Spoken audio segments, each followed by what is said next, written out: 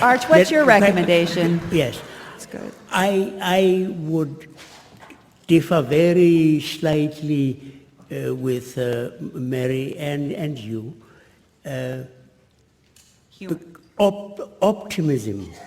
I'm not an optimist, but I am a prisoner of hope, which is quite different, because I think optimism is really wobbly. And it isn't, I think that, I mean, Mary may have not mentioned it, but I think also that having a faith, and I am a Christian, and at the heart of our faith is, in a sense, one of the worst kind of failures, or what appeared to be this Good Friday. When Good Friday happened, it looked like, I mean, evil had accomplished all that it sought. Now, when you believe in this and you see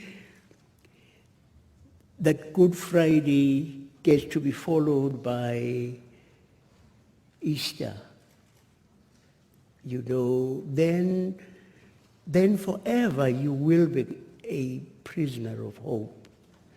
And sometimes, you know, you say, God, gee, man, I believe you are in charge, but for goodness sake, why don't you make it slightly more obvious? You know, that you hold on to this by the skin of your teeth frequently. But you know, it's quite amazing, actually, when you look at the span of history, just how ultimately good prevails. I mean, you've got all these awful guys who have been strutting the stage, a Hitler, a Mussolini, an Amin, all of them at one point thought that they were invincible. But almost always they get to bite the dust. And that is important. I think it is important for all of us to know that even when the stakes are high against, in the end, good prevails.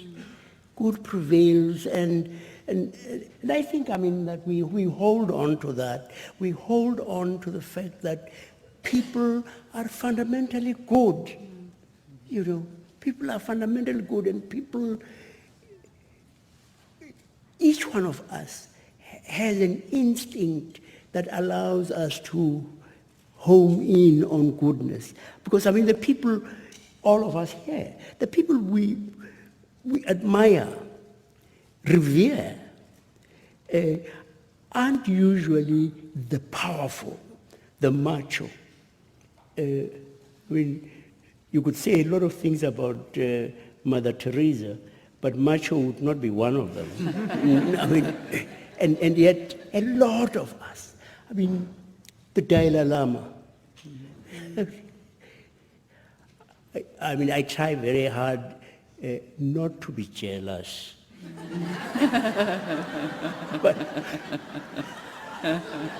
but I mean,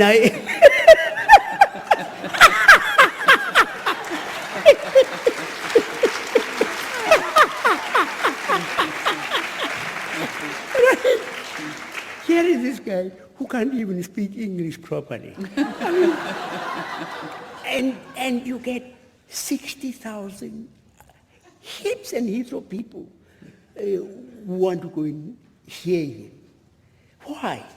Because I think, I mean, that he communicates goodness And we have this instinct that says, yeah, we connect, because that is what we are ultimately. Compassion, integrity, gentleness.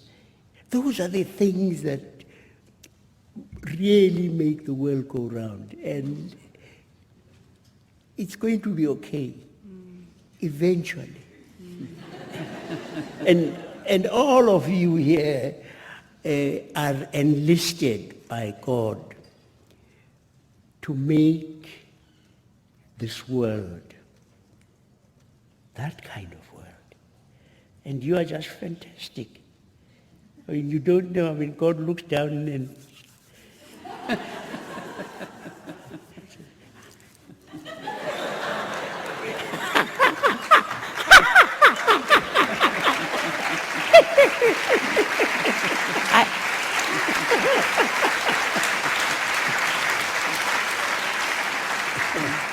I don't know about everyone, did you but notice yeah, that thing? I know I have 4 or 5 seconds over. Yeah. He keeps me on it. He's my chair too, I guess.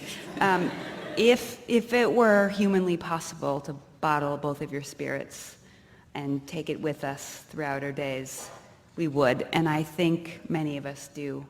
So I would just like to say thank you for your grace and your humor and your spirituality and your energy and your commitment. Really, thank you for what you're doing. Thank you.